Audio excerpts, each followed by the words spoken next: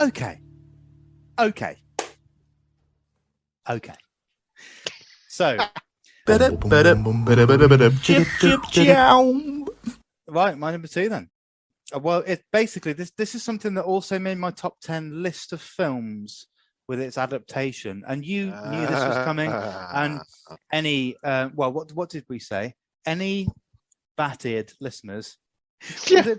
It was batted. Dolphin-eared. Yeah, will have also been awaiting the arrival of this somewhere in my top 10, and here it is at number 2. Loz, do you want to name this for me? It is indeed The Wall. Yeah, it is. Pink Floyd, The Wall. So, sorry, I'm still getting over the voice that you chose to announce that with. I can still surprise you even after all these years. So I talked about Pink Floyd's career in the first music podcast we did, and so I won't do that now, obviously. But this finds them at the end of that famous 5-year period, if you like, which I guess started with Dark Side of the Moon in '73. And ended with The Wall in '79. And yes, I've just realised that's 6 years, isn't it? But anyway, let's brush that aside. And I'll explain the story. Well, I explained the story of this album when we first talked about the film, actually. I guess let's do a quick recap. Yes. It basically focuses on a character named Pink, who sort of goes through a set of experiences and circumstances growing up that effectively build up a proverbial wall between him and the outside world. And so disc 1 and 2 are essentially either side of that. So, I mean, I won't run through every track on this album, Luz, because there are 26. So, yeah. I mean, let's look to cap it around the 23 mark, shall we? Yeah. Well, I think as you've done admirably before, I think the touchstones that really mean a lot to you, I think that's where we need to do some digging. Yeah, I trust myself here to get this right, so that's all that matters. And let's just see how that goes. So, so to be honest, I actually don't need to talk about many of these tracks because, well, for starters, we're all familiar with many of them. But when I talked about this album, or should I say film, in the film series, I probably touched upon it there. So again, this is going to be an excellent marker of where my mental capacity is at to try and recall what I said there and not say it here. So, track 1, let's start with track 1, right? Which is called In the Flesh, which is actually quite an interesting song to start with.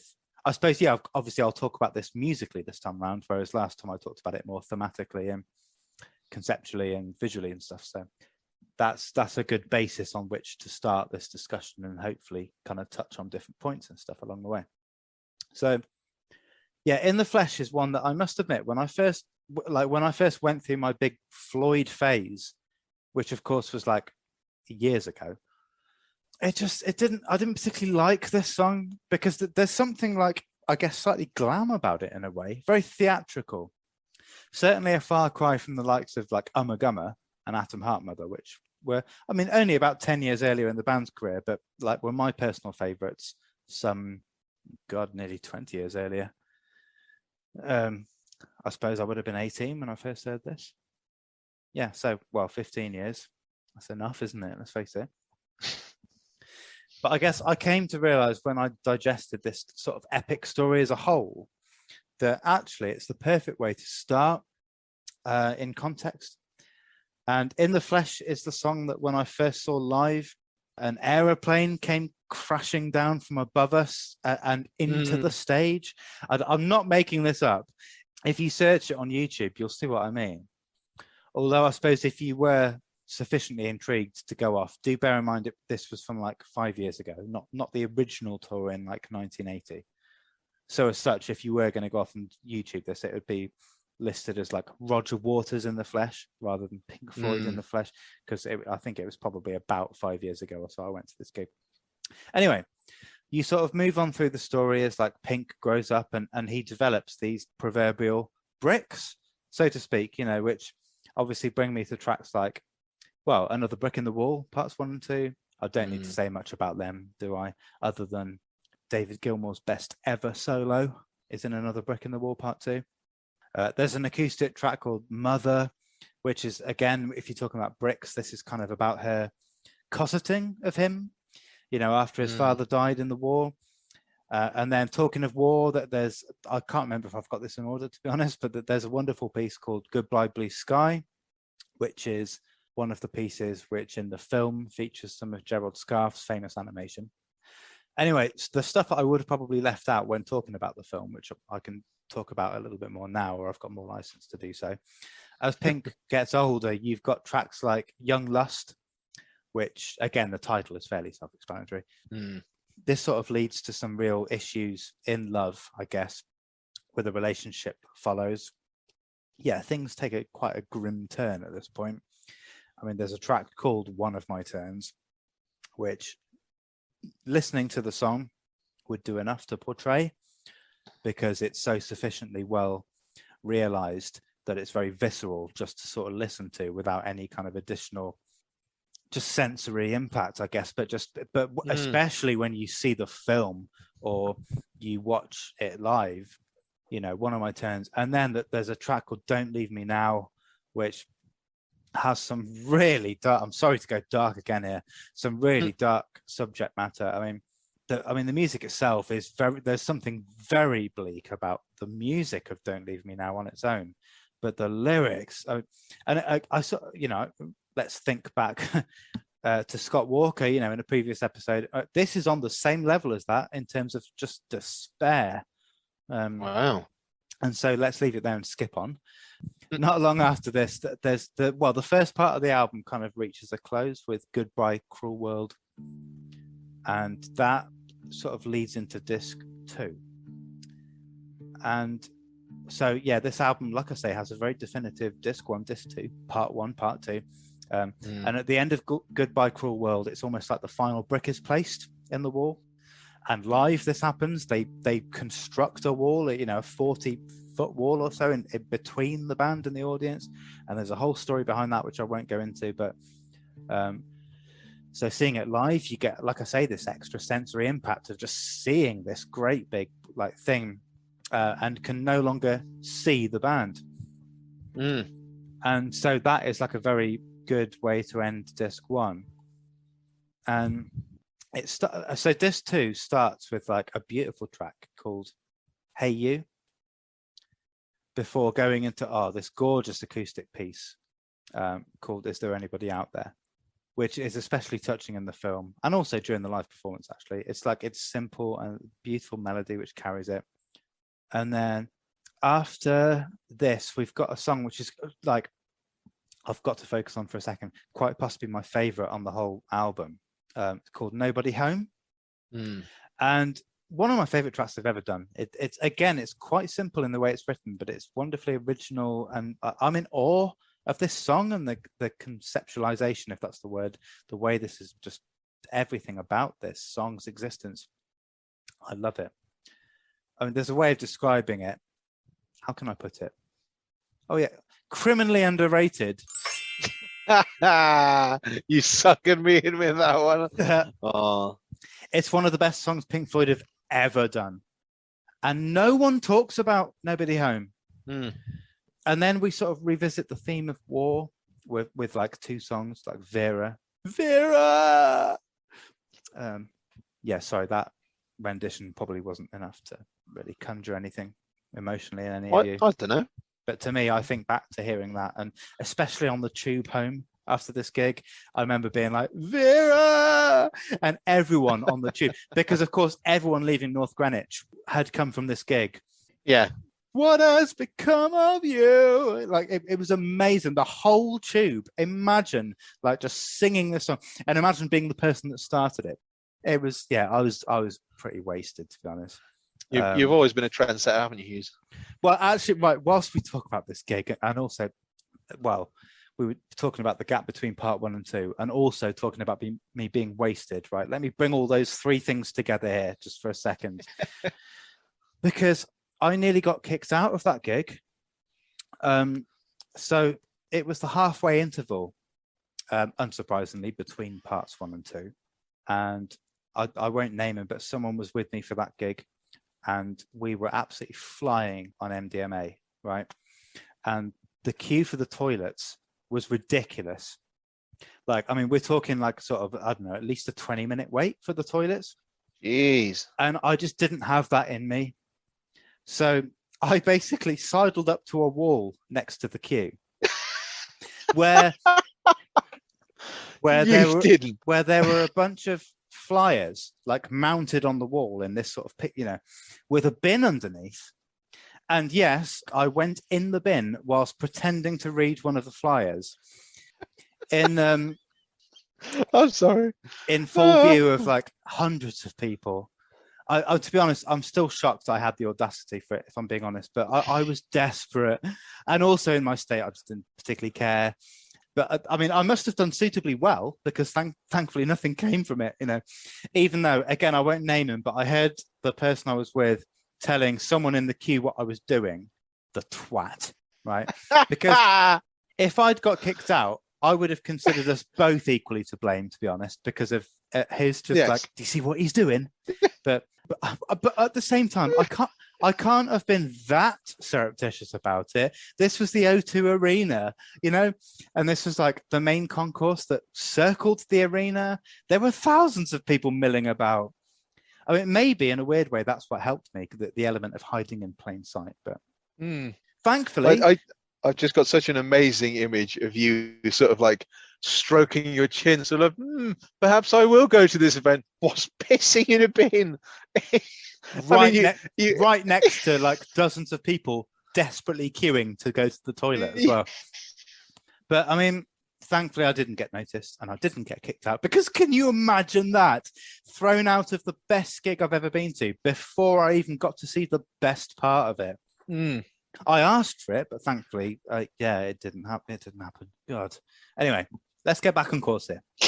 So, thank you. If not necessarily in terms of the service of this music podcast, thank you for that story. Well, I don't know if I can get retrospectively punished for that, but bring it on. I saw the gig. I don't care. I'm just thankful I saw the gig. Considering that I got kicked out of Defense of the Faith for, frankly, what I would consider as less of an infraction than that, I'm quite impressed in a way. Well, it's surreptition, isn't it? That was the key. Yeah, having the utter bollocks just to whip them out, as it were. Yeah. Hey, look, I'm not proud of it, but hey, it happened. It happened. So, anyway, right. That was the half-time interval, but we'd already moved beyond that. I just kind of. Yeah, so we were already partway into disc 2 before I decided to go back and bring that up. I can't remember why. So there's a track called Bring the Boys Back Home, which is a sweeping sort of war piece. But we go into, from there, arguably their most famous song of all time. And to be honest, arguably their best as well, Comfortably Numb. It's a wonderful piece of music, which frankly I think anyone could like. I'm pretty sure I said back maybe when we talked about the film, it would have been whenever we talked about Pink Floyd. This would be my ultimate like karaoke song, because I know the lyrics off by heart already, and that you've got 2 excellent Gilmour solos to sort of air guitar to. It's begging out to be karaokeed by someone with the stage presence that I have. Such an epic song. This too continues excellently and it sort of progresses this narrative. But again, I must gloss over much of it for the sake of time. But I think, as I said with the film, it essentially arrives at this sort of climax, which is a trial that's like held for the character Pink. And it's almost like a last chance saloon for him to confront all of these bricks that we talked about and insecurities, And again, writing wise, this is a piece of absolute genius. I wasn't a huge fan of it when I first heard it. I guess I didn't really like the operatic nature of it. I probably just didn't get it. And then perhaps that's the difference between an 18-year-old Scott and a 33-year-old one, because now I totally get it. But it's not just that I get everything about the concept. It's that sort of musically, I love the trial now. Roger Waters is a fucking genius. like I said before, it's no wonder that he went on to do like an opera, Sera, after this, because this song is a mini opera on its own. I love some of the lyrics in this song as well. There's like, crazy over the rainbow, I am crazy, buzz in the window. But it's arguably, honestly, if you haven't heard the trial, I don't know if you have, Loz, but it's arguably the best thing on the entire record. And so I guess in that respect, it joins sort of Comfortably Numb and Nobody Home. I've definitely heard Comfortably Numb. I was just thinking, have I heard the song? And actually, I think I was incorporating bits of Bohemian Rhapsody by Queen. The Mama, I just killed a man. And I was like, oh yeah, that's completely different. So well, his mum is brought back because of the nature of the trial, and like I say, the confrontation of all previous issues. His mother does come back into this. His teacher from school comes back into this. It's bringing everything before him. Yeah, you might. Yes, you sounds like you are melding the two, but you may well have heard this in order to have done that, if you get what I mean. And also, again, this is a very strong animated piece in the film, and indeed seeing this live as well.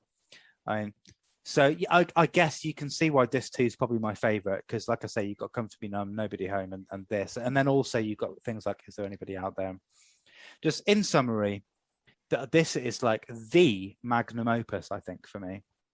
I'd say it's the most grand and ambitious concept album ever embarked upon, let alone pulled off perfectly. And musically, it's very diverse too. It's got the best music of their entire career in it at times, whereas maybe there are other bits that are maybe a little bit less catchy, but I can understand and respect in light of sort of the bigger picture of this album and why they're written like they are to fit into the jigsaw. It's one of the best-selling albums of all time. In fact, I think it might have even outsold Dark Side of the Moon. It's just that I think Dark Side of the Moon spent longer in the charts, and maybe that's why it's kind of seen as their biggest hit. I don't know. This was certainly the highest-grossing tour of all time, or at least by a solo artist, because obviously, like I say, it's just Roger Waters touring it these days. And whilst I guess we're talking about Roger Waters, he left the band not long after this and the film were released. They did all do one final album together called The Final Cut, which I do rate, but it's not anywhere near this. It's very much a continuation of the themes here, which I don't think could ever be topped, really. Can you just go over for a man of ignorance like myself, why is it that Roger Waters chose to leave? Was it just sort of he felt like the band had sort of reached their sort of ultimate sort of plateau, or a desire to go off on his own and forge his own path? You've no idea the can of worms you've just opened with that question. I see. Yeah, basically this was a long and tempestuous relationship between Roger Waters and sort of David Gilmour and the rest of the band. And so artistically, they were at sixes and sevens and loggerheads for some time before this album. But I think this album really was where Roger Waters came to the fore and really stamped down his sort of authority. And I'm glad he did, because fucking masterpiece, second best album of all time as I see it. But the reason I love this album so much is that Roger Waters and David Gilmour, you can still hear a bit of I used the term symbiosis with Eminem and Dr. Dre. I'm going to use it again here, because definitely you can still hear David Gilmour's influence. I mean, a song like Comfortably Numb would not have happened without David Gilmour's influence. In fact, I think Gilmour largely wrote that track. So this is why I love this so much, because I think, look, if you held me at gunpoint and asked me to choose between the two, I would say Roger Waters, but that's no disrespect to David Gilmour. It's just, hey, conceptually, The Wall is largely Roger Waters led, but thankfully David Gilmour still had enough clout and influence to sort of bleed his just musical DNA and aesthetic into it to make it this perfect amalgamation of the two. But anyway, sorry, to answer your question, Lars, I think after The Final Cut it had probably proved too much, and I think I don't know whether Roger Waters voluntarily left the band or if he was fired. I mean, I think my understanding is Roger Waters was sort of the one in charge by that point, but maybe he just decided to just leave. But this bickering continues today. I know they reconvened to do that Live Aid gig, but that was probably about 10 years ago now. But No, they're not on great terms. I mean, when I went to see The Wall live, I think there were 4 or 5 gigs at the O2 Arena, and on one of those 5 gigs, we knew that David Gilmour was actually going to be brought in and play. Mm. And one of the things with Comfortably Numb is that the guitar solo is played at the top of The Wall, because, of course, this is partway through disc 2, by which The Wall is complete. It's there on stage, this whopping great, And sadly, it wasn't the gig we went to. It was the first gig of that run of shows. I don't know which one we went to, 3rd or 4th or something. But yeah, well, they Dave Gilmour, must be at least be able to be civil with each other then. I'd say that's about as much as it can be between them. But yeah, they can at least do that. Okay. But they can be civil, most definitely, in order for these things to happen. I mean, if you watch the Roger Waters The Wall Blu-ray, which Lars was already on our list to watch, if you remember, you'll see that they incorporate David Gilmour playing in that at the top of The Wall. There's one final thing I can think of to say on this album, which I have to mention, because it's almost a minor detail, but I think it actually really sums up the genius behind the whole record quite well. So I hope I do this justice. Right. Given that there were so many ideas explored with this album, crazy. Here's an idea that, again, I can only assume Roger Waters would have had this idea. I am speculating there, but this just feels to me like just almost like a seminal Roger Waters idea, this. So track 1, In the Flesh, the very first thing on the album, of course, it starts very faintly, and you hear these spoken words in the background, which is, "We came in," which of course makes little sense at the time, until you get all the way to the very end of disc 2, some hour and a half later or something. And then the final thing you hear on the album, the final track on disc 2, is the same voice in the background saying, "Isn't this where?" And so basically, if you have this album on repeat, what will happen is it will loop back and you'll hear the 2 as one. And so you'll hear this voice go, "Isn't this where we came in?" And then you're back, and then you're back into the first song again.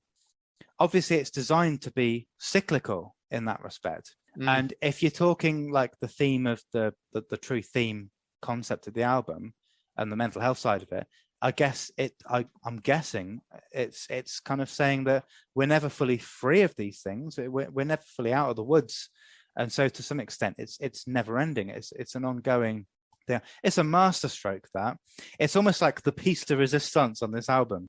And by the way, I mean, again, I'm sort of reticent to just not plugging, but just talk about the book. I mean, anyone coming here off the back of my book, there is actually a bit in my final chapter where I sort of mention that I referenced Pink Floyd earlier on in the book, and well done if you spotted it. And well, if you didn't spot it, that reference was actually the title of chapter 13, which is, "Isn't this where we came in?" So now you know it's taken from this. And it sort of works in the context of the book as well, which is why I put it in there. Not that I'm holding myself up to Roger Waters. God, no. I'd be lucky to reach his tibia in that respect.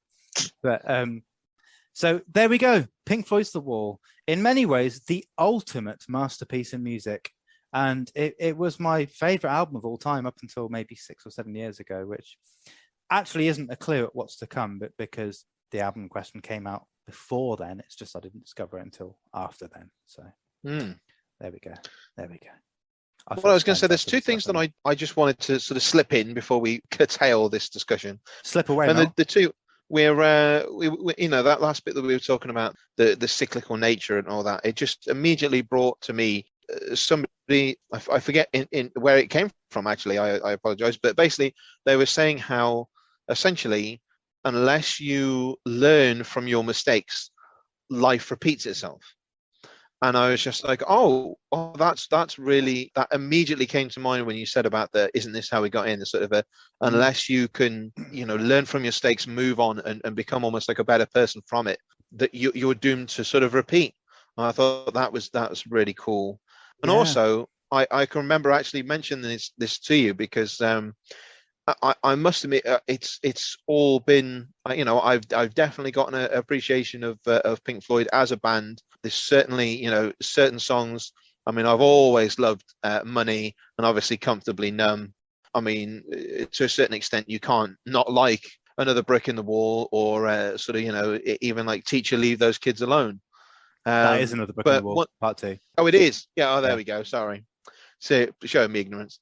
And as I say, I think I remember mentioning this to you, but I said, I always took it, because I was especially sort of, I think I'd seen glimpses of The Wall, the film, and, it seemed to be speaking to sort of almost like, not the futility of life, but just sort of almost like the internal anger at the mundanity of existence, and sort of the looking for a rhyme and a reason to life and why you're here, and the frustration in not seemingly finding any, and that search for purpose and for why we're all here, that I think exists within all of us. And I had always taken the meaning of just another brick in the wall to mean that you are much like the person next to you, much like the person next to them. You are uniform, you have a purpose, and you have been slotted into your dedicated slot and role by society, placed there, cemented into place, and forgotten about, like the rest of the faceless, sort of nameless people just ambling through life, doing more and more repetitive tasks, ticking boxes, and continuing on, sort of thing, with no real rhyme or reason other than sort of survival. The video to that song is them kind of having their face removed, being faceless, and being on a conveyor belt, almost in an abattoir, which would suggest exactly what you're talking about there. Yeah, exactly. And as I say, I remember at the time you being interested, but also, explaining to me the whole sort of the erection of the wall around himself to sort of wall himself off from these sort of vulnerable things and things that, he reasons to sort of shut himself off, the disconnecting experiences that he'd gone through to sort of want to wall himself off. And it's all fascinating. I think any project, whether it's music or film, that's provoked this much debate, even between two people, is really sort of a watershed moment in terms of human life. And also, I guess just while we're sort of still talking about the film as well, and the cyclical nature of what the album and indeed story is about. Basically, the wall comes crashing down, right at the end. In some ways, that's spoiler alert, isn't it? But the wall comes crashing down. But in the film, there's the aftermath and the rubble, if you like, of this.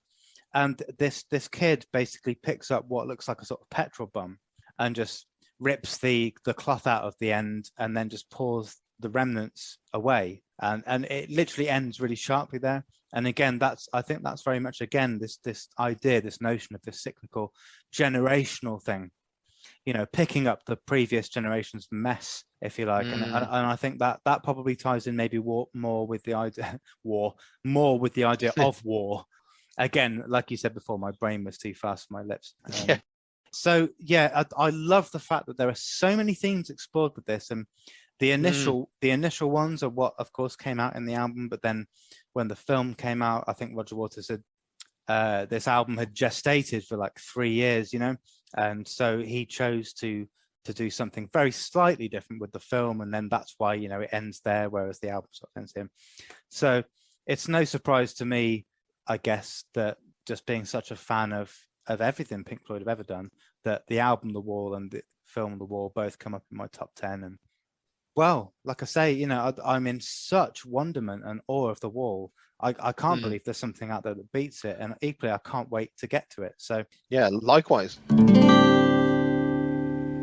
So Lars, your number one album ever. But before you do so, and I know that of course the listeners and I know what it's going to be, that won't stop me from requesting that you almost hyperbolize it by giving us, if you can, the countdown from your 10 to number one. Can you do that? Can you remember it? Have you got your notes to hand? I'm putting you on the spot here. I apologize. I must admit, I need the notes. Not that I don't remember them individually, but the order is what would probably throw me. So likewise, I had to note mine down for the same reasons. Yeah. To return to the base of the mountain, we have To Pimp a Butterfly by Kendrick Lamar. Then we've got Habits and Contradictions by Schoolboy Q. Then we've got Word of Mouth by Ludacris. And Then we've got Kamikaze by Twister. Then we got Cheers with Obi Trice. And then we're getting into probably fairly serious territory now with the Guardians of the Galaxy soundtrack. Then we're doing Blackwater Park by Opeth. Then, of course, from earlier today, we've got Malibu by Anderson .Paak. And then the Marshall Mathers LP, of course, by Eminem. And the title of the album that we're about to discuss is 2001 by Dr. Dre.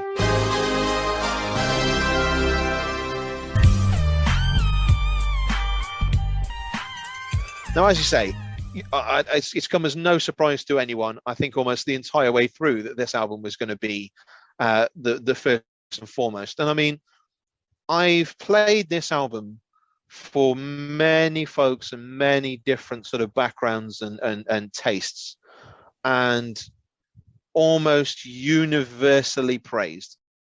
The samples that Dre chooses are really interesting and not necessarily the most obvious. It's such a polished example of what, you know, the golden era of gangster rap was. To me, that was sort of the pinnacle. And even though, you know, a lot of artists continue to release fairly similar sort of music for the next few years, I think this is the high watermark. I think this is, you know, like in Fear and Loathing, where they talk about, you know, if you sort of look in a certain direction with a certain kind of eyes, you can see the high water point before things started receding. Yeah. And I think that is very much the case.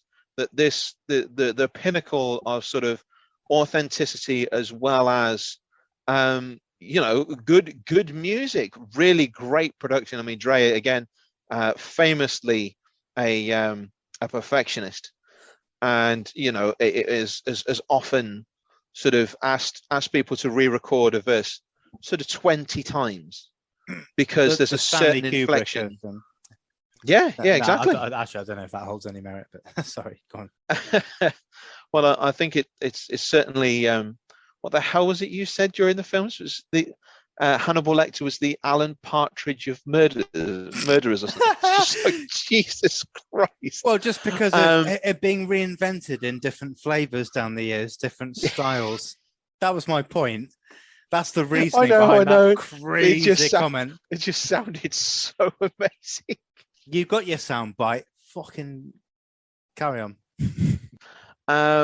Yeah. So I think, you know, and again, this is released November 16th, 1999. So before Eminem's the Marshall Mathers LP. But it does feature Eminem. And I mean, songs like What's the Difference? What's the Difference? And Forgot About Dre. You know, some of the best songs that Eminem's ever been on. I really, I mean. So what do you say to somebody you hate? Sorry. I can just. Trying to be in trouble you here. One of his old things in the bloody away. Just study a tape of NWA. One day I was walking by with anyway. No, that's yeah. Sorry. I mean, I even like the intro, which is about 6 seconds of, you know, a lowrider going off and an exhibit in the background, like, oh shit, it's Dre. But yeah, I mean. The Watch is a great track with what you would almost call like the signature Dre piano. Fuck You is it's an interesting tune. It's you know, I just want to fuck you, no kissing and hugging, girl. Yeah, I like the fact that on face value, the title of the track "Fuck You" could suggest something very different to what is actually the case, which is quite a sensual kind of. Yeah. I'm sure that was very deliberate and an in joke, if you like, in the studio. Well, I mean, I think it's really interesting actually that, you know, with gangster rap it can be really serious, and yet actually the album in itself doesn't take itself that seriously. I wouldn't say it was a comic album by any means. I mean, you've got Eddie Griffin. He appears in several skits, and I mean the guy on this song, Devin the Dude. I would sort of struggle to call him a rapper, really. I mean, he's Yeah, but he makes it work for him. But really, I think that needs glossing over, because where we hit number 4 is still Dre.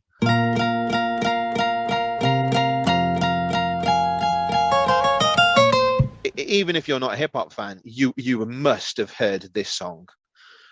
This song is the song that I'm gonna sort of mark out for being the intro song. If you hear this song and you like it and you're interested, then yeah, you need to plow on through the rest of this album. But if this turns you off, then equally probably one to give a miss. But as I say, I've played this album for people who love death metal and Cannibal Corpse and artists like that, and they've gone, oh, this is great. Wow, okay, there you go. But still, Dre, I remember, as I say, as a younger man, Iconic, isn't it? Yeah. Yeah. Again, the I hadn't heard the song before, so the video is intertwined for me with the lowriders, which I'd never seen before. The bouncing cars and all this, and like I see this element of sort of they almost like acknowledge the fact that they weren't. It's such a striking image, the hydraulics of these cars, like doing what they're doing, that stays in your mind as much as the music. But the two combined is powerful. I very much remember seeing and hearing this when it came out. Yeah, it's very, very LA, isn't it? Very LA. Yeah. But yeah, as I say again, yeah, from the boroughs of Broughton. Yeah. But yeah, basically, this was the song that I was on about, where it really sort of we are who we are, we do what we want, and if you don't like it, then fuck you.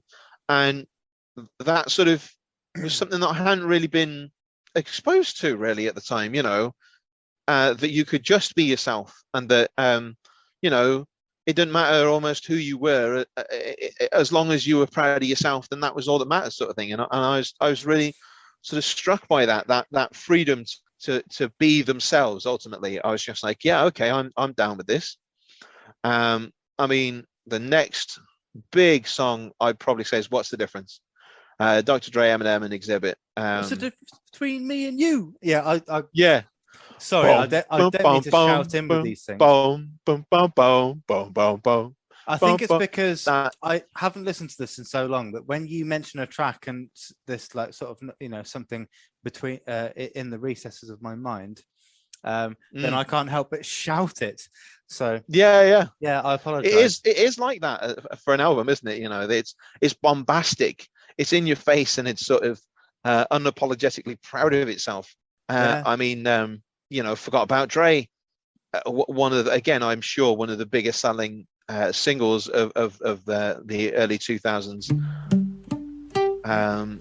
Just again, one of Eminem's greatest verses, iconic. Funnily enough, I always remember being sat on the school field and Ben Woodcock doing his best Eminem impression, which was the chorus for "Forgot About Dre." God bless. We all miss Ben. That was a real shocker. That was, and it's one of many memories that I have, and I'm glad that I do. Anyway, we will press on. I mean, the next episode is really sort of iconic.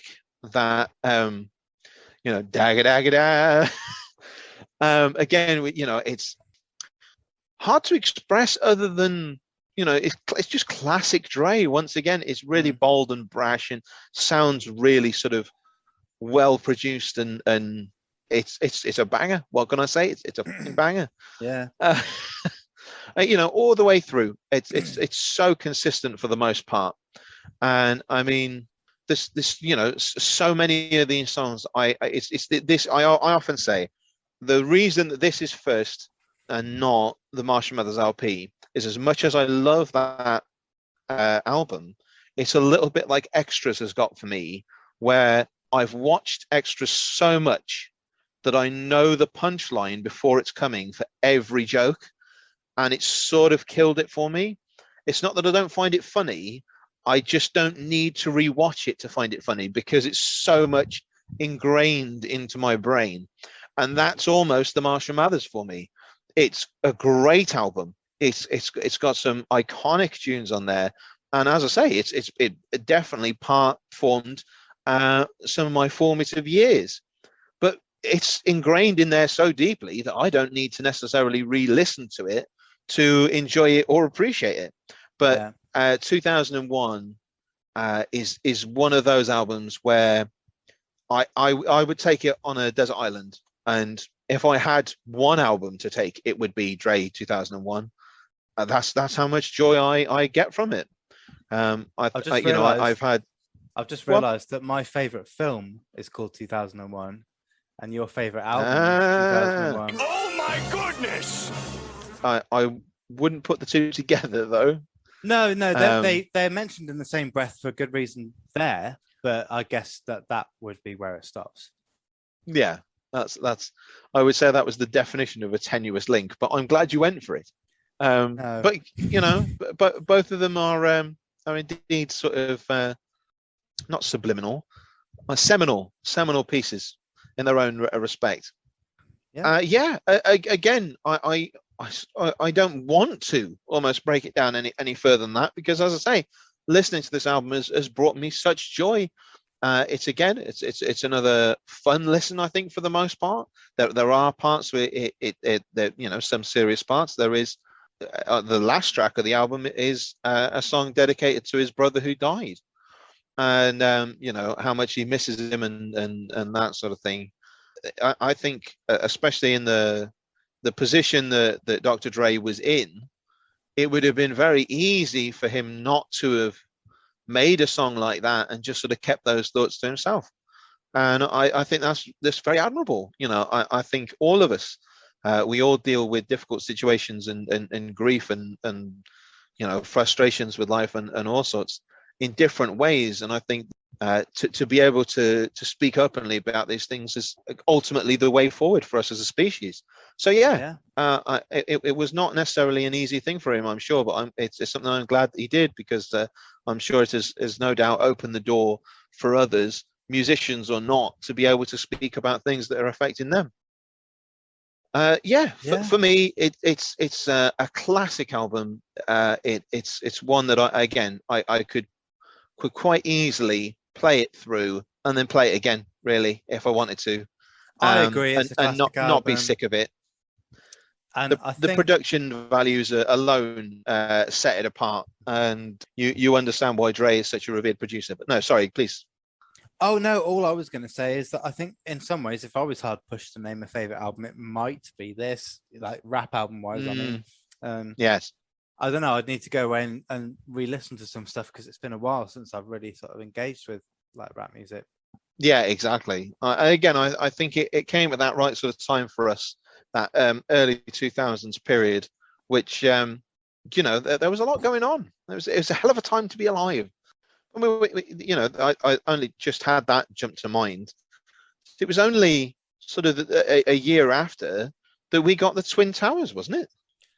2001. Yeah, that was. Yeah, I just remember thinking, almost like, how did we get to this position? That watching it on the news and just feeling like, again, what a time to be alive. What will future generations make of this? Whilst you were watching it on the news, do you know what I was doing? Flying you were back from America. Yeah, I'm not joking.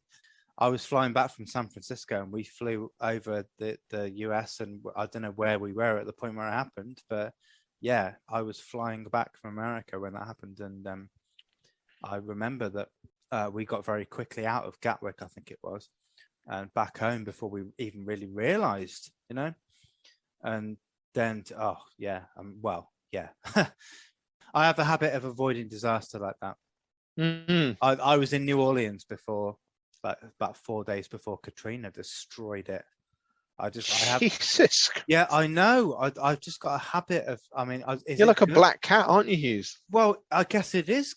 Well, is it? I don't know if it is good luck. It's just. It's certainly so far an avoidance of these things, but just a spectacular proximity.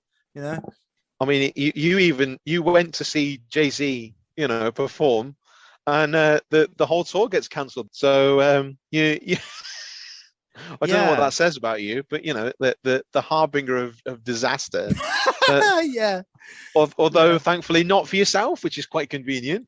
Well, I've brought myself closer to disaster, arguably, than any of those.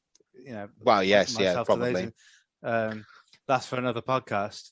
But if you want to know about that, then buy the book. Well, he said it, not me. I've plugged it enough. But the interesting thing is, the book's going to come up. The book's going to come up again in a second, actually. Okay. So, well, I think we've done 2001 justice. Quite. I wasn't expecting to go on to 9/11 after that, but I'd say there's been so many things that happened, especially whilst we were in high school, that really now I'm sort of away from it and look back and you think, Jesus, we did actually, we went through some times as a year group. I mean, we lost 2 students whilst we were still at school and lost another, I think, very, very shortly after the end of sixth form. All these events that happened, sometimes you think, Jesus, we lived through all this, and because it's just life, you almost sort of write it off. But that year was a blur for me, and again, I sort of write about it because didn't we lose all 3 students during sixth form? I think we did in the same year, didn't we? And I lost 2 family members in that year. Maybe that's why it's a bit blurred. I mean, yeah, Luz, is there anything else you would like to say about 2001? Not the year, because we've covered that, I think, but yes, the album, because I love it. Is there anything else you want to say? Can think of? No, honestly, I don't think I could think of anything else to say. I think it's an album that arguably speaks for itself. So if you've never heard it, give it a go. I'd be surprised if you had a lot of complaints. All right. Well, hang on. So, wow. Okay. Well, that was your number 1. Yep. And that means we're at my number 1. Indeed. Now I'm amazed at some of the artists and bands that have missed out thus far. For The Wall to be number 2 is a surprise. I'm intrigued. Let me do a couple of things here. Number 1, open a can of cider. All right. Nice. Number 2, I suppose I should probably do the countdown as you did. So here we go. Well, why don't you just do that really quietly whilst I do this? Oh, okay. All right. Do you reckon? Right, number 10, Radiohead, In Rainbows. Number 9, Cardiacs, Sing to God. Number 8 was Carnival with Sound Awake / Asymmetry, because I'm a cheating bastard. Number 7, Radiohead again with Kid A. Number 6, Meshuggah, Catch 33.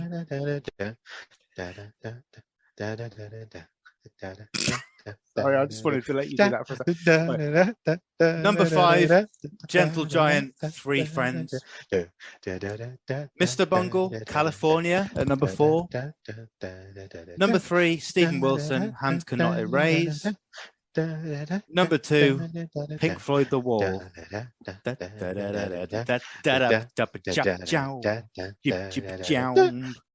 Yeah. So, thank you, Lars. That was great. Here we go then. So, this is like a monumental moment for me because it's just, well, you know how much I love music and talking about it. And so I suppose, well, I mean, many people listening will probably know what this is.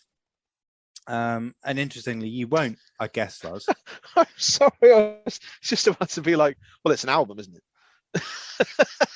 It is an album. Yeah. What a guess. Oh, I'm a dickhead. I know.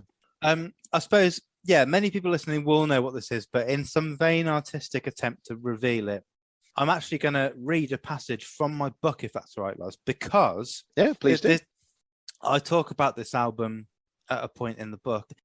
This is from chapter 13, and I'll actually put my reading spectacles on for this. And also that there's a clue quite early on in this, right? Talk made a name for themselves in the 80s with synth pop such as It's My Life, which, if you're my age, you'll remember no doubt covering in the 90s instead. After It's My Life, in 1986, they released their most commercially successful album yet, The Colour of Spring, and were given practically a blank checkbook and unlimited time for their next release. That release would be the seminal Spirit of Eden, an album that was nothing like anything they had done before. On the surface, extremely indulgent and pretentious and unmarketable.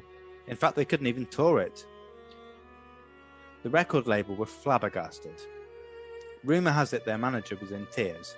For one, because of its raw beauty, but secondly, because he knew there and then it was a commercial lead balloon. Radiohead would go on to do a similar thing at the turn of the millennium, with Kid A after OK Computer, though at least they could play Kid A live. And Kid A was their masterpiece, along with In Rainbows. Yes, I'm rather opinionated, I know.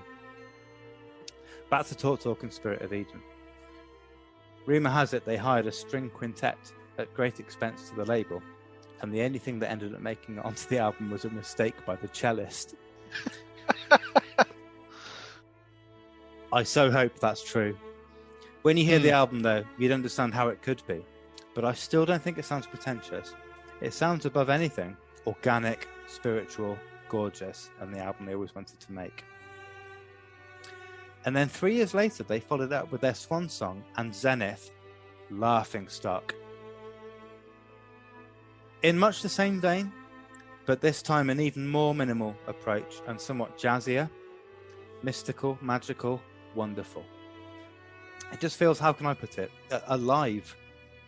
I don't think I've ever heard anyone else create a record that actually sounds like an entity of its own, or almost as if it created itself. Microphones were set back from the drums for a more ethereal and distant sound. Hours and hours of guitar improvisation were meticulously cut and pasted together. A truly unique approach. And I don't particularly like the term ahead of its time, but 30 years later and it still is. It's certainly not a background record. It requires your full devoted attention as to not miss some incredible nuances all over the place. One of the highlights, which to be fair you wouldn't even miss in the background, comes from a solo in After the Flood, a banshee's wail from the feedback of two saxophones that spans well over a minute in length. I've never heard an instrument sound like it's dying before. It may not sound like a highlight, but my goodness, it's jarring in a marvellous way. But it's the space between the notes that you notice just as much throughout Laughing Stock. It's a sparsely arranged record at times, and the silence is most definitely an instrument too. Mark Hollis himself once said, "I get on great with silence. Before you play two notes, learn how to play one, and don't play one unless you've got a reason to play it." A genius. And I don't throw the word around lightly. He died recently, and believe me when I say it was one of the saddest moments of the year. Listen to Laughing Stock is what I'm saying. Great stuff. So although you might have thought it was Spirit of Eden initially, it was important to talk about that because it sets up Laughing Stock, which is my favourite album. So yeah, that's my little tribute, I guess, that was in the book to that. But obviously here I've got the freedom, I hope, to talk a little bit more about it. No. See you guys. Thanks very much. And check in next time.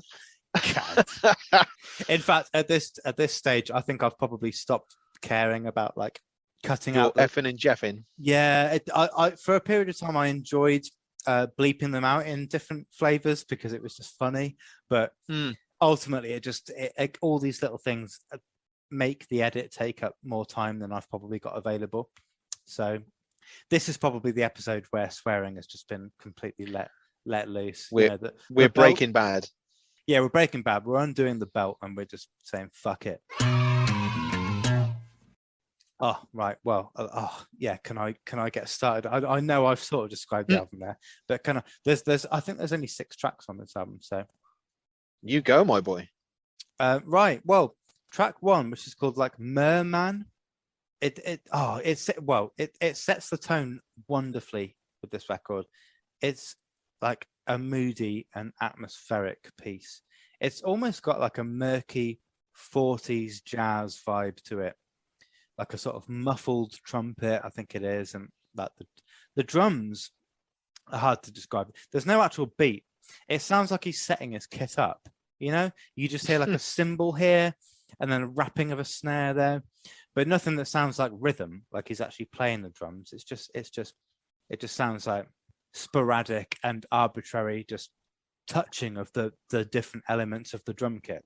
And this goes into a track called Ascension Day, which again, I subtly reference Ascension Day in my book right at the end of chapter 14. If you spotted that, that's 5 gold points, stars for you. Which is it, Scott? Is it points or stars? We need to know. Well, what would you want it to be? What would you like 5 of that are within my financial reach? 5. Well, I think gold stars is the template. 5 gold stars, then. There you go. Ascension Day is more accessible than the first track, I'd say. I mean, it's still quite abrasive at the same time. None of this album is immediately an easy listen. I will say that. But it's kind of hard not to bang your head a bit to Ascension Day. And indeed, the next track, actually, which is the one that I mentioned, I think, a bit more in that little piece from the book, After the Flood, because that would, I guess, be the song on the album I'd recommend for any newcomers and to you, Loz. So write it down, please. Talk After the Flood, because I think it's immediately beautiful, but also it's got that solo in it. And you can see what I mean by the description I gave to it, and likewise to utilize it. You know, I'd like for you to sort of hear what I was on about there and feedback at some point. Feedback, no pun intended, because that's how the solo was created in the first place. But the whole record is wonderful. There's only 6 tracks on it, and it's very much a case of like less is more, and also like the band bowing out while they're on top, I think, in more ways than one.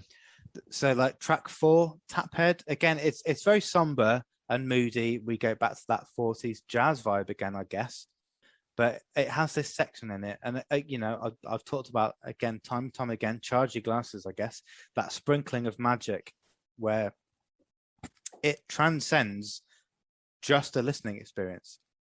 You know, this track kind of has that during a certain section, and then we go into a song called New Grass, which is just gorgeous, kind of heartbreaking because of just how gorgeous the guitar riff and these piano chords that come in from time to time are.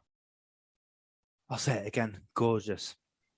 And then I guess that kind of leads into the final track on the album, which is the one that I guess has probably taken the longest for me to love. It's called, well, I don't know how you pronounce it really. It's called Runai. But it's not based on Wayne Rooney, but it does feature a very slightly detuned piano that just kind of floats the album away. Back when we talked about Radiohead and A Moon-Shaped Pool, their final album, there's a song on that called True Love Waits, which is, again, not wanting to go back to another thing.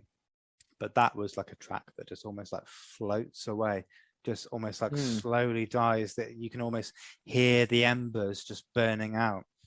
And that's how I describe Rune, if that's how you pronounce it. But I guess because, you know, like with Carnival, I couldn't choose between 2 albums. With Talk, I most definitely can. Laughing Stock is the zenith, as we said, the seminal piece of work, the podium, the pantheon, the greatest fucking album ever made. But I do want to mention Spirit of Eden again, just with like the final track, because as wonderful as Renee is, I really do want to talk about it, if you'll permit me, Roz, because I almost feel like I do have to ask your permission here. I'll allow it. Okay. The final track on Spirit of Eden is called Wealth. And it's the most beautiful and heart-wrenching piece that maybe they've ever written. It's arguably my favorite way that like any album has ever ended, I think. And that's why I wanted to mention it so much. I think honestly, I don't want to take this down a somewhat slightly like morbid, depressing avenue, but as of this moment in time in my head, I want Wealth played at my funeral. It's the most gorgeous way to just bow out of an album and indeed of life for me.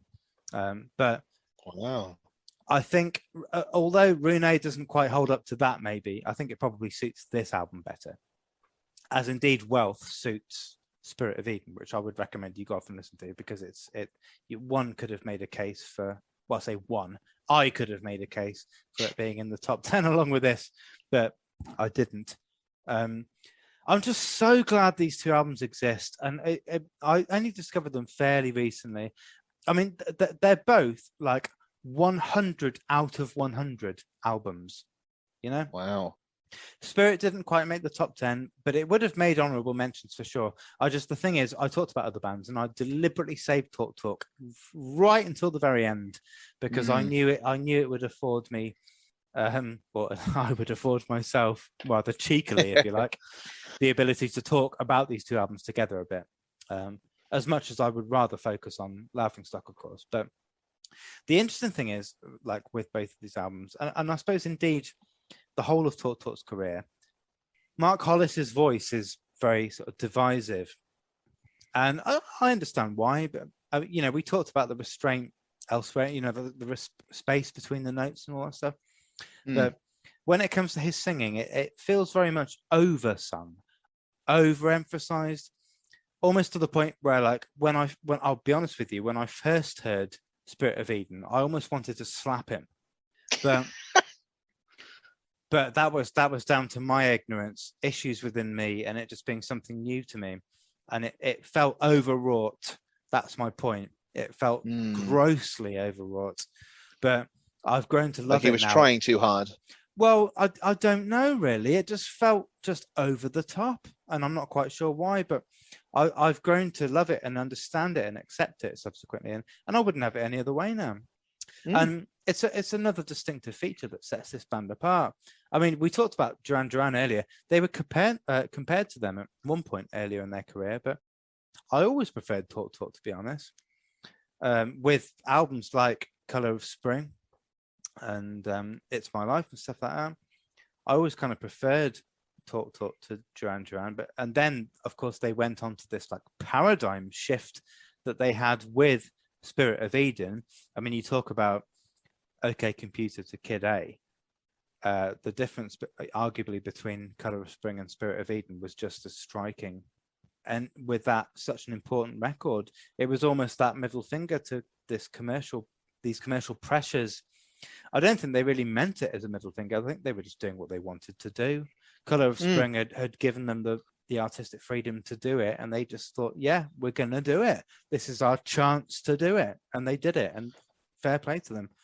And I suppose going back to Laughingstock, excuse me, so I had a massive hiccup there, which I tried to ride like a monumental wave.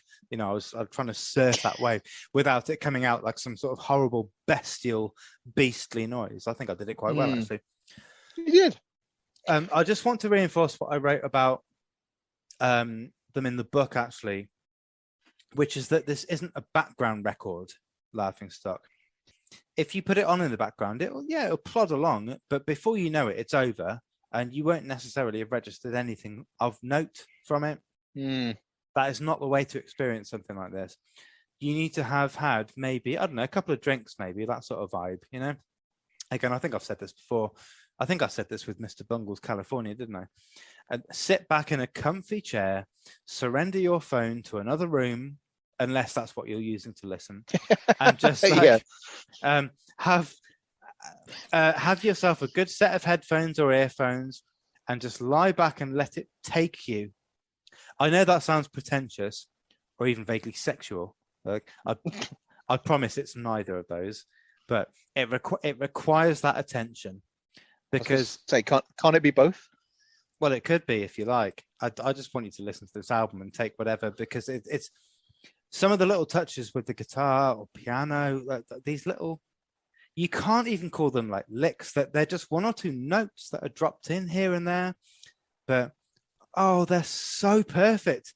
And all of this adds up to an album that I think does significantly more for me than any other album has ever done. And that, obviously that includes Pink Floyd The Wall and anything else in my list. Nothing makes me feel like this album does. So much to the point I had to cough there. I go through like every emotion with this album, but I somehow feel so much better at the end of it.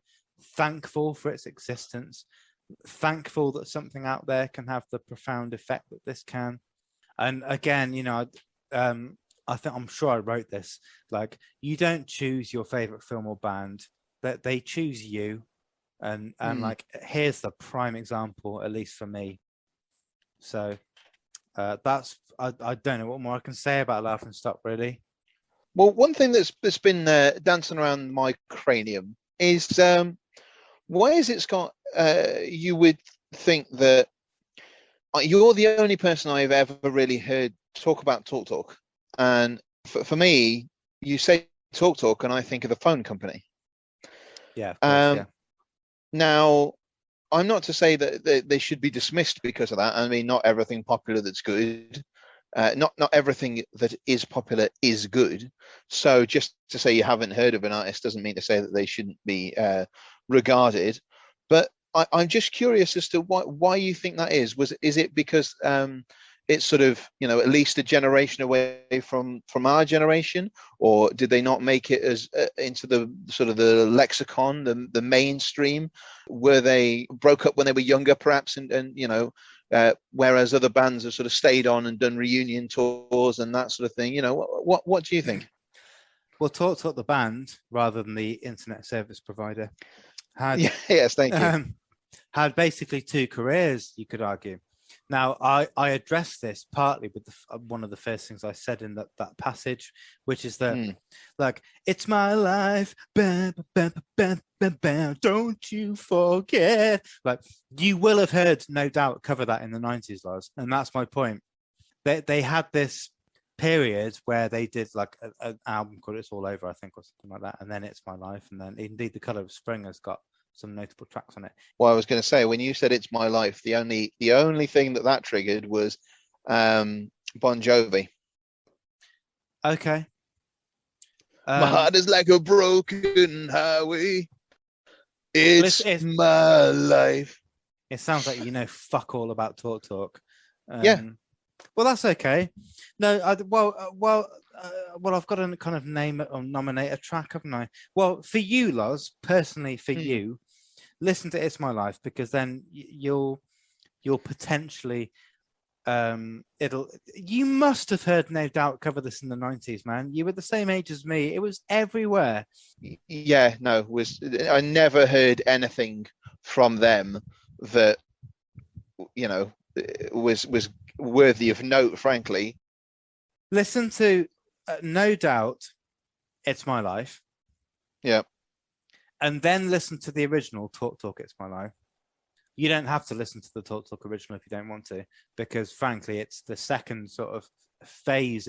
Well, I mean, I think they went through a few phases, but it's if you want to split it into two, which you could easily do so, it's more like the second part of Talk Talk's career that I'm interested in, like Spirit of Eden. Well, indeed, The Colour of Spring as well, which is a great album.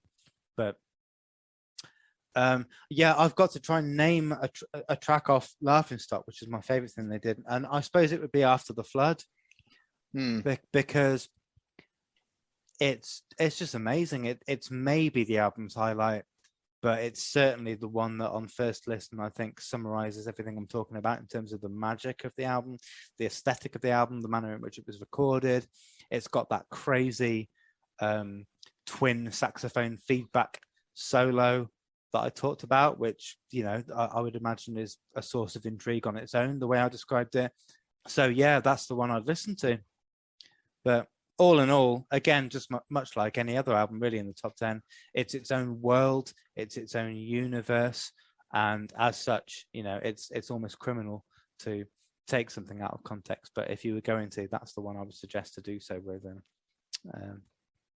Well, it's my favorite album ever. That's yeah. got to be the way to round it off, isn't it? And what I really like, I think about, I could say fairly about both of our choices, And I mean, you could probably say the same about the film. Is there clearly individual choices where these are pieces that really mean something to you and obviously to me as well. And I just love that personally. It's not necessarily route one in any respect for either of us. Well, perhaps me with 2001, that's pretty route one for me. But do you know what I mean? In terms of the albums that everyone seemingly always quotes as, oh, that's the best album of all time. Not really for us, eh? No. And yeah, I mean, I've gone through down the years. Well, it's not as if I know it probably seems like it is, but it's not as if I frequently sit down and like think, yes, it's about time. It's that time of the month where I revisit what's my top 10 albums. I always kind of thought it was Pink Floyd The Wall, for years, and then I discovered Laughing Stock, and it blew it out of the water in some ways. Not in many other ways, though, because it's not as if there's this huge disparity between the two in terms of my love for them, or indeed like quality in any kind of objective analysis. I think if I was speaking wholly objectively, Pink Floyd The Wall is the greatest album that has ever been made and probably ever will. But Laughing Stock, there's it again. It's I think it's quite cult. Talk were largely known for the likes of It's My Life and The Color of Spring, and the avenue they went down with Spirit of Eden, and then especially with Laughing Stock, alienated the majority of their fan base, and as such, I don't think they were ever truly recognized as pinnacle achievements at the time. But certainly retrospectively, they have accumulated this just loving following from so many people that get it. And I guess it's because they're albums that transcend time. I know that sounds pretentious, but they are. They're albums that could have been made in any year of any decade, because it's less to do with that and more just to do with to quote, when we were talking about Cemetery Junction, Ralph Fiennes. Oh, yes, yeah. Art. And that is really just the word I would just, again, I don't know why I keep enjoying hypothetically putting myself at gunpoint, but if it was describe Talk's Laughing Stock in a word, well, it would be that. Art. I wouldn't necessarily say it in such a manner if I had a gun to my face, but you just did twice. Yes, but hypothetically, Ross. I'm sat here in the comfort of a albeit very sweaty, humid study, looking out towards the river and stuff. No, if I had a gun in my face, I don't think I'd necessarily say it in such a way. But, well, let's find out. So I hope you've made a note of Talk after the flood. Mm-hmm. And oh my God, that concludes, doesn't it? I know when we did films, we did like our favorite scene, but I don't think somehow that's applicable here, because we could do favorite song of all time, but just you can give me a favorite song of all time if you want, but I refuse to even think of one because I don't think I can, or even riff of all time. I actually will volunteer. Yeah, please do. For me personally, and the reason I'm going to volunteer this is because it's such a left field one, and so often people sort of look at me sideways and sort of go, "That's your favorite song ever?" Yeah, it is. Yeah, sorry, it doesn't fit into your compartmentalized little world. It doesn't fit in with all you fucking conformists. Yeah, but I like it, and that's why. Well, that's why I like it. But you know what I mean. That's why I rank it right now. For a long time. Is it? I'm horny, horny, horny, horny. No. Okay. Basically, for a long time, I had a deep affection for "Gangster's Paradise" by Coolio. Oh yeah. And I can't say as I've really ever. I think there's one song he did years later with Snoop Dogg, which was all right. Other than that, my knowledge of Coolio's work is pretty much zero. And even though I don't really know that much about him, I genuinely lost respect for him when he got stopped in an airport with crack. And I was just like, oh dear, Coolio, you had the world at your feet, lad. Anyway, you've thrown it all away. Which, to be fair, he had fuck all to throw away by that point. But but yes, I spent a lot of time as a youth listening to a compilation CD. I think it's now, that's what I call Music 98, which is not necessarily a good starting point for this conversation, but bear with me. I'm talking about Save Tonight by Eagle Eye Cherry. Oh, okay. It's not a complex song. It's not, an epic sort of rock opera. It's not necessarily, anyone's sort of, thought of a magnum opus. But from the first time I heard that song, it said something to me. I enjoyed the song. I enjoy the performance of it. I enjoy singing it. And it's just one of those songs that when it comes on, I'm just like, oh yeah, here he is. You know what I mean? Here he is. Whenever I hear that song, I think of the Lighthouse Family, because they sound similar, don't they? Yeah, they do. To a degree. They do. They're like Save Tonight sounds so much to me like Ocean Rise or some of the Lighthouse Family songs. All I've got is they did one song that they were sort of like, light, oh light, oh light, oh light, do do do do. I'm like, how that is like Eagle Eye Cherry. I'm not quite sure, but yeah, you go. I might be wrong here, but I don't think that's the Lighthouse Family, dude. Okay. I think of David Brent singing that pissed up after the pub quiz in the office. That, I mean, like Ocean Drive is one, and then Lifted. Yeah. Like it's got and High is arguably the most famous and arguably the best as well. You'll see what I mean if you listen to them. It's similar to what you were talking about there. And that's my point. I wasn't quite the opposite. I meant that it's got a lovely vibe, which I tend to think of like almost, if you like, lump into the quote unquote lovely vibe category with Lighthouse Family and stuff like that. Or at least a couple I always of remember saying to a former colleague of mine that I wanted to learn it on guitar, which wouldn't necessarily be that difficult, so that I could serenade my future partner with it. And he sort of like burst out laughing, and it really offended me at the time. When I was properly like, right, this better be good, because otherwise, this could get heated.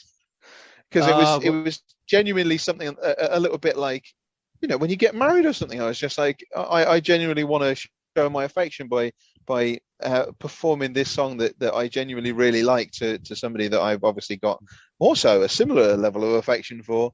And he sort of stopped himself laughing, and he goes, I'm sorry, mate, it's just so you. I went, oh, what do you mean by that? And he went, well, it's just typical, isn't it? I went, what? He goes, you're talking about like you finally tracked down the girl that you want to marry, and your idea of like serenading her is singing her a song about breaking up with your girlfriend. And I'd never thought about it like that. I was just like, oh yeah, I suppose it is a song about a breakup. And he was like, yeah, you twat, don't sing that to her. And I was so deflated at the time, like I daren't let him see. I was properly like, oh. Well, I can understand the wonderful purity, because it's just the melody that you loved, isn't it? That's what you wanted to serenade them with. And I mean, I was in a relationship where they were a fan of, and don't laugh, please, Busted and the Twilight soundtrack, right? And I learned some songs off that, and decided to like waltz in and serenade. And again, it was clearly done at the again, quote unquote, wrong time. Oh yeah. But I can't be bothered trying to explain it now. There's no trauma attached to those particular moments. Elsewhere in the relationship, definitely so, I'd say. But yes. I suppose. Well done you for putting yourself out there, though. I like that. Well, I made the effort to fucking listen to these things in the first place, to learn them. Yeah. And then to learn them and play them.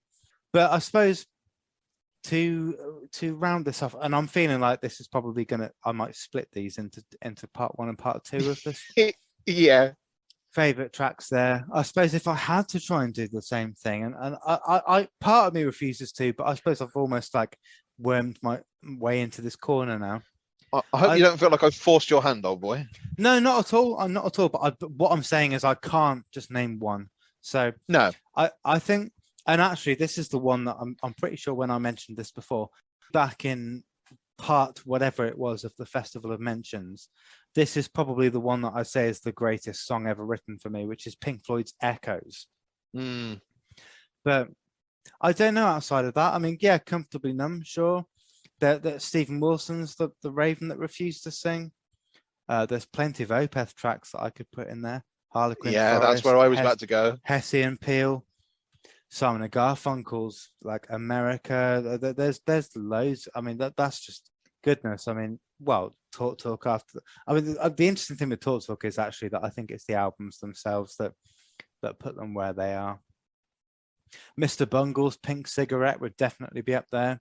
Meshuggah's Some would be up there in some way because of just how amazing it makes me feel. And I'm trying to sort of work almost backwards now in my top 10. I mean, yeah, Radiohead. There's tracks by Radiohead. Jigsaw Falling Into Place would be up there, and it serves almost a different purpose. In Me, Carnival Change would be up there. Cardiac's Dirty Boy would be up there as well. There's so many tracks, and in fact, if one could argue, or again I could argue, that there's probably more in my like that honorable Festival of Mentions that didn't make the top 10 albums, which actually have songs that I love more. Yeah, and it would take me forever to go through them, and I refuse to because I'm going to say Pink Floyd Echoes. I'm going to nail my colours to the mast. Because that's now the third time I've said it. So surely that carries something, right? Pink Floyd, Echoes. That's me slapping my hand down, and that makes it final. I've made I was going to say that's the bottom line because Scott Hughes said so. Okay, well, wow, yeah. Let's end this there then. Okay, I'm really really pleased that we followed a music the films up with music. I think it was the obvious choice in a way, but once again we've almost sort of forensically nitpicked our way along, and I'm really glad that we did. Frankly, it's thrown up some really interesting points on both sides. I've really enjoyed it. I can tell that you've really enjoyed it, and I hope that God bless you, anyone other than us that is still listening. Thank you, we love you, but also, you know, frankly, you're welcome. Well, I think me and Lars, we're always doing this podcast first and foremost for ourselves, but that's not to say we're not doing it for anyone else. I mean, we love the idea that other people are listening and enjoying it. And as such, you know, although that we have kind of chosen series 1 and 2, as we've done so far, almost for ourselves, we'd love to hear some feedback at this crucial stage. You know, what should we do next? What would you like us to do next? Me and Lars have got some ideas, but yeah. Do you want me to ditch Scott? Yeah, exactly. Yeah, it's kind of crucial that you say that quickly, because otherwise I'll just embed myself further, and Lars won't be able to. Like a tick, just burrowing away, just draining blood. Oh, although we're in trouble, aren't we? If we lose you from the project, then I've got to do all the editing myself, and I'm not qualified. Well, exactly. So in that sense, you can't really call me a parasite, can you? No, exactly. If anything, I refuse to even finish that sentence. I'm not a parasite. I'm a goddamn human being, and that's all that matters. Gods amongst men, dazzling diamonds amongst the sea of pebbles, as you said back in episode 1. What are we on now? Is this 16? Is it? I think it might well be. You know, once you're finished chopping and cropping and beat bopping and rocking round the clock. Well, that's true. Actually. If you know what I'm saying. Oh God, there goes another in-joke that no one is going to get other than you and I. Yeah, exactly. Inside of baseball. Silent fist pump there, Lars. Yes. Yeah, no, this probably won't be episode 16 because I think this is going to have to get split in 2 because of the length. So thank you all so much for listening, and we'll see you in the next episode, and indeed series, in whatever episode and indeed flavour that might be. Indeed. Chip, chip, chow.